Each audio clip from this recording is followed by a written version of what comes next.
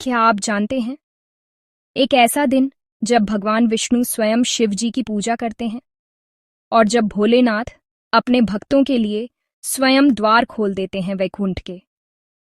जी हाँ, आज हम बात करने वाले हैं वैकुंठ चतुर्दशी की, जो शिव और विष्णु दोनों भक्तों के लिए बेहद खास पर्व है। नमस्कार भक्तों, आपका स्वागत है शिव भक्ति चैनल पर, जहां हम लाते हैं भक्ति, कथा और दिव्यता से भरपूर बातें हमारे प्यारे भोलेनाथ और देवताओं के बारे में।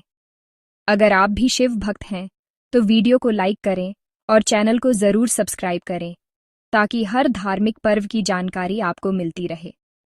कार्तिक मास के शुक्ल पक्ष की चतुर्दशी तिथि को वैकुंठ चतुर्दशी कहा जाता है। यह दिन इसीलिए विशेष है क्योंकि इस दिन भगवान विष्णु और भगवान शिव दोनों की पूजा एक साथ की जाती है।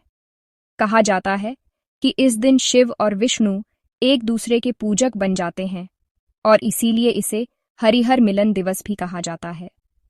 इस दिन वाराणसी, काशी में खास रूप से विश्वनाथ मंदिर में महापूजन होता है, जहां विष्णु भक्त और शिव भक्त एक साथ आराधना करते हैं। पौराणिक कथा के अनुसार एक बार भगवान विष्णु ने सोचा कि उन्हें शिव जी की आराधना करनी चाहिए। वे काशी पहुंचे और वहां पंचगंगा घाट पर जाकर 1000 कमल फूलों से शिव जी का अभिषेक और पूजन करने लगे। लेकिन जैसे ही वे पूजा कर रहे थे, एक कमल फूल कम पड़ गया।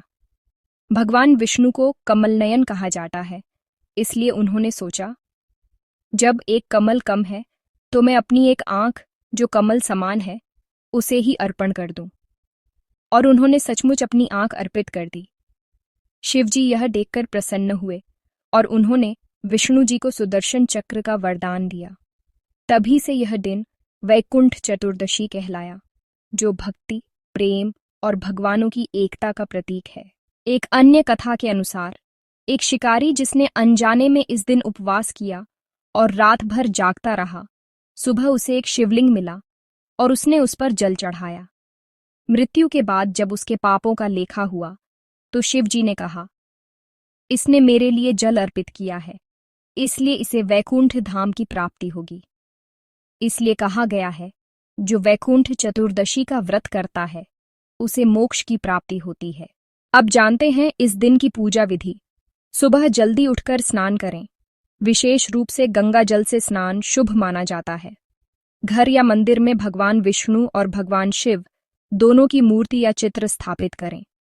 पहले भगवान विष्णु की पूजा करें। तुलसी पत्ते, पीले फूल और धूप दीप अर्पित करें।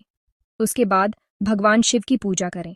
बेलपत्र, दूध, शहद और जल से अभिषेक करें। इस दिन व्रत रखना और रात्रि जागरण करना अत्यंत शुभ माना जाता है। रात्रि में दीपदान और भजन कीर्तन करने से अपार पुण्य प्राप्त होता है। वैकुंठ चतुर्दशी हमें यह सिखाती है कि सच्ची भक्ति में कोई भेद नहीं, चाहे आप विष्णु भक्त हों या शिव भक्त, ईश्वर एक ही है। भक्ति का अर्थ है प्रेम, त्याग और श्रद्धा। तो भक्तों, यह थी वैकुंठ चतुर्दशी की कथा, पूजा विधि और महत्व। अगर आपको वीडियो पसंद आया हो तो लाइक करें, कमेंट में हर हर महादेव या जय विष्णुदेव लिखें और चैनल शिव भक्ति को सब्सक्राइब करें ताकि आपको हर त्योहार, कथा और पूजा की सटीक जानकारी